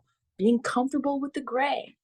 It's okay. yes. It's okay to embrace that. Just, you never know what kinds of answers you could have if you just let that lie and focus on what you want to do in the world. That Mm-hmm. is so beautiful, Mm-hmm. so well said, and I'm just so happy that there's people out there like you with this mindset, just uh, just trying to do good and impact the world in a positive way. You know, I always had this I can't remember if it's a saying or whatever, but it's like, if you smile one more day than you cry, you've lived a great life, you know? Mm-hmm. And it's like, it's just like, if there's just a little bit more happiness than sadness, nothing has to be perfect, you know? And it's like, I think perfection is what is killing everybody, you know? I was talking about this the other day. It's like this idea of optimization is what's murdering some people from starting. You know, you don't have to be uh, and I often say this with art projects to artists, is a song done and out is better than a perfect song that's never released. You know, it's like, man, a song that's perfect that is never going to come out can't impact anybody in any way, you know? But it's like, you could have the shittiest song, you could have the shittiest podcast, you could have the shit. Even if you go back to my own podcast, just maybe 20 episodes ago, the audio was shit, the visuals weren't as good. It's because it's, you don't need optimization, you just need that path forward, you know? And I often talk about Jordan Peterson because his books really got me out of kind of the funk I was in my life at the time. So his work was just very impactful for me. So I often am referencing him a lot because I reread a lot of his books too, because they're just like, especially because they're laid out so simple. The 12 steps to life, 12, it's just like, okay, these are 12 big ideas broken down so dumb little idiots like me can understand them, you know? And, Yeah, oh shit, where was I going with that point? I bashed myself and I forgot my point. that all the time. Uh, fuck, what was I? That's another thing I've become more comfortable with on the podcast too, is like forgetting. And it's just like, oh yeah, this is just a conversation that Yeah. happens in regular conversations too, you know, as You're talking opposed. messy action, it sounds like. Sorry. You're talking about taking messy action as Oh opposed. yes, that's exactly what it is. And his whole thing is like, you just need a trajectory. You just need to be aiming at anything. It just fucking, is there something that's greater than you that you can see Mm. yourself doing, and can you aim for it? You're never going to be what you think you are going to be, but the path getting there is going to be incredible, you know? Ah, yeah, Yeah, yeah. I'm glad you did remind me. Can I ask you one of my favorite questions to ask Oh, people? yes, One of my, please. this is one of my favorite questions. Ooh. If you could take the entire experience of your life up till now, thinking about it in terms of like generality, like the themes and the things that have happened to you, the things that you've thought, the things you've overcome, in summation, what would be the one takeaway lesson that you would impart to other people? Damn. I I feel know. like this turned into your podcast. I feel like somehow you just took this over. Holy shit. What a question. It's fascinating to me. And it probably encourages just an array of responses from people. Cuz Mm-hmm. even just thinking about, I'm like, damn. uh, if I have to just pick one right off the top of my head, and to boil it down to the simplest thing, it's keep going. Oh, It's just, oh. Mhm. I think that's been my biggest strength as a person. It's just like, no matter what the issue was, if I just kept going, it came out better. But if I quit, or if I blamed somebody else, or if I felt defeated, in the sense where I did, like, it enthralled me, because it's okay to feel defeated in the moment. It's okay to feel sad. It's okay to be angry. Those are all fun and great. But it's when I've stopped. It's when I've been overwhelmed and I quit. It's when I've been overwhelmed and yeah, just have stopped whatever I was doing. It was, I think I have gotten I think I've gotten to the point where I am at right now by just keeping things steady and moving ahead. Damn, what a great question. Now I feel like I got to ask you the same thing. I'm so curious, especially after hearing, some of your past, some of what just has recently happened to you. You know, uh, I am so curious to hear what your response is. I like the brevity of yours, and I feel like it's inspired mine. So I Oh, to be like in brief, I would say your intuition is right. oh, Hmm.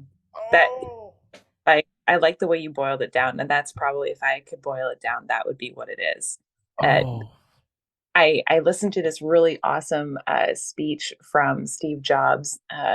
He gave to a bunch of graduates, and he talks about three stories. And I'll just say the first story. The first story was him talking about his past and how he was adopted by he was given away by his mom to adopted parents because she wanted him to go to college, and so his parents sent him to college, but he was failing, he wasn't doing well, he wasn't interested in the material, so he dropped out of college, which was very painful because his parents really saved up all their hard-earned money to go to college. And he worked part time, and then he decided to take a couple of courses that he was interested in, because now he had the freedom to do that. He didn't have to do the prerequisite game, right? So he took calligraphy, which is like, he's like, you can imagine how useless that would be, right? Like calligraphy, where am I going to use this script, right? And he's literally showing how he paints all the letters and all these things. But he gained such an appreciation for script and the lines and the artistry behind it. That is what inspired him years later when he was working for, I think, Next, which is the computer company that eventually was absorbed into Apple. That was what inspired him to create the type font and the typeface that made the Mac computer that eventually PC copied. We might not have the artistry behind the Mac computer that we would have today had not Steve Jobs, a singular man, taken one calligraphy course. And he's like, you can't connect the dots looking forward, you can only connect them looking back. Oh, Right? oh my God! What up? That I know. is That's all wow. him. That's not me. No, no, it's you, because you're bringing that knowledge here. Oh my God! But like How? he talked about that, like, just follow your intuition. It might seem crazy what you're doing, it might seem crazy what you want, but if you're able to listen to that. And Alan Watts is another thing that people should Oh, listen to. He is phenomenal for touching, like, and what a comforting voice too. He's yes, like, he's like, yes. "Please, teacher, tell me more." But not the same thing. It's like just do it, just do the writing thing, do drop out of the program, like, go into that new city that you want to try living in for a year. Just do the thing because you have no idea. There's something guiding you. There's a greater intelligence. And again, this is coming from somebody who doesn't necessarily believe in God, but I do believe that we have a and they're actually finding this. There is a brain in our gut. There's literally like there's neurons that are similar to our the brain as we know it, that take in information and it's guiding us. It's almost like it works faster than our prefrontal cortex. So it's Mhm. like trust it, and then let this figure it out later. Yes. That's so true. It's like, our thinking mind is only part of our intelligence, Yeah. It's just like, and that's such a cool, like, and what a crazy question to ask people, because it's like I would have never answered it your way, and that's it's like it's your whole life, and even just you explaining why that is, I got so much from that. It's just crazy how you can boil down but you're also, one thing I also give you though too is you're also very well spoken, and it's like it's probably your background in training and comedy, that it's like it's very easy to converse with you on these very heavy topics, and Mm, you the I love way you phrase them, and it's very engaging, and I mean, right up my alley. I love all the it's like fucking you throwing out right. Steve Jobs and Alan Watts. It's like, okay, of course I'm gonna be interested. This is my shit. Tell me that story about Steve Jobs. I couldn't wait. But you're just very there's so much you have to say, and so much you have to offer the world. I'm glad that you're doing all the things that you're doing right now, and Right? and, and we'll start kind of wrapping it up. I don't want to take up too much of your time. Sometimes these podcasts can go for fucking on for forever, but it's like I feel like we have so much to talk about. You'll have to come, if you're ever down, you have to come on again, and we'll have to. I just feel like there's so much value in these conversations, and it would be cool to catch up with you down the line and see what you're going on and how your visions grow. I think all that shit is exciting and fun, not only for me, but I think it's cool for the audience too to see. Mm, I think it's cool to catch up with. My brother comes in. I mean, me and my brother, we get high, we talk about shit. It's not. that It's not. Sometimes we get down some pretty crazy paths, but it's like it's also, people like to see what he's going through, and it's like it's fascinating, and it's like I love bringing people on like you, because it's like I'm just genuinely curious to see how things are going to unfold for you, because it's like I think you're going to continue to do great things. I think you're already doing such great things. It's like getting people healthy and improving somebody's well-being, I think, is genuinely undervalued in our society, and it mm, baffles me. It's like what you're doing for people, and my homie Max was on a couple of weeks ago, and I was saying the same thing. It's just like it what you do every day for the people that you're serving is not to be overlooked at all. To increase the well-being of somebody's life, like we were saying, even when we do our own self-work, how much of an impact that has on everybody else. You're contributing that to somebody else's life. You're helping that person grow and evolve, and then in a sense you're helping that whole community of people that surrounds them improve as well. Like, it's like when you take a step back and you look at what personal trainers and life coaches are really doing, they're making the world a better place by making motherfuckers do some push-ups. mm, dopamine never hurt anybody. big well, it's hurt some people. uh but before we wrap up, the one thing I like to ask people is there anything it might be hard to ask you this question now because you have offered so much value to people, but is there anything you want to tell the people listening? If you could tell, to all the people listening, is there you've said so many valuable things, so many motivating, inspiring things. I know to ask for one more, but is there anything you want to leave uh the people with? Hmm. I would say Take it from someone who never thought she was special, never had any great, handouts, or never any great particular talents or whatever.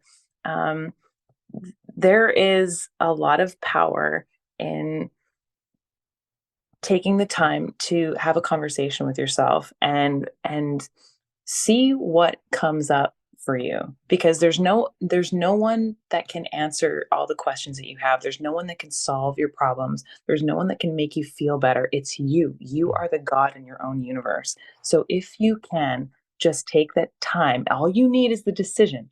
Make the decision, take the time, sit alone in your room or go wherever feels like you need to go, like near the ocean, whatever, and have a conversation with yourself of what do I need to do? What do I need to do to feel better? Start there. And if you're not sure, start taking care of your physical health first, because sometimes our mind can be so clouded and cluttered with problems that we don't understand. But if you start taking care of your physical health, it'll give you some tangible starting place. And generally speaking, you'll start to feel better and have a little bit more clarity. But keep that conversation going, because as soon as if you keep doing that consistently, you're going to change your whole life. Your perspective is going to change. And I swear to God, everybody has something to offer. Everybody has actually a huge impact to offer if you're willing to accept it. Oh my God. I can't believe you pulled out something that crazy after all of the crazy shit that you already said. I vibrate with fire now. Oh my God. That was so beautiful. So well put.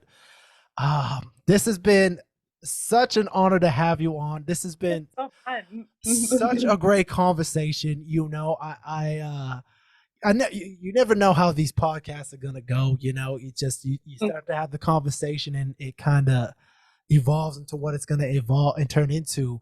And this was such a beautiful conversation. It's some of my favorite topics to talk about. I feel so honored that you were even. I know your time is valuable, and it means the world that you showed up.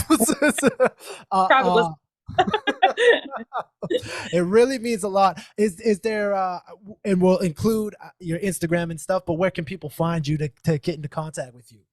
Yeah, find me on Facebook at Coach Nina Wilder, or Nina Wilder. I should say fitness and nutrition coach, or you can find me on Instagram at Coach Nina Wilder, and Coach Nina Wilder on TikTok if you really want to follow that. But find me on Instagram, Facebook. I'm way more accessible. Absolutely. Well, I make sure to add the description, or we'll take you in all of the content descriptions as well, so people can easily find it as well. Thank you. Well, Great. This was so awesome. You're such a dope human. Again, I couldn't be more grateful to have you on. I think you said some really inspiring things. You were very vulnerable. You opened up. You talked about some real shit. You got jacked. You flexed for the motherfuckers out here too. Bonus. Go. That's why you gotta follow her Instagram. She flexing on her Instagram and she's shredded as a motherfucker out there. You really gotta go follow the Instagram for sure. But she's great. She's killing it. She's really putting out a lot of great stuff, and I'm super excited to see what you can as you continue to grow. It's already exciting to see. From the little bit that we've known each other, and I'm excited to have another conversation in the future with you. Oh yeah, man. Thank you. No problem. Well, everybody, thank you for tuning in. This has been another episode of A Moment with Jay. Just like that, I like that. Stay dreaming, scheming, homie. Don't let the haters weigh you down. Smoke the split, the list you are. Know the word of y'all. Favor not. Know the word. Know the words in your favor.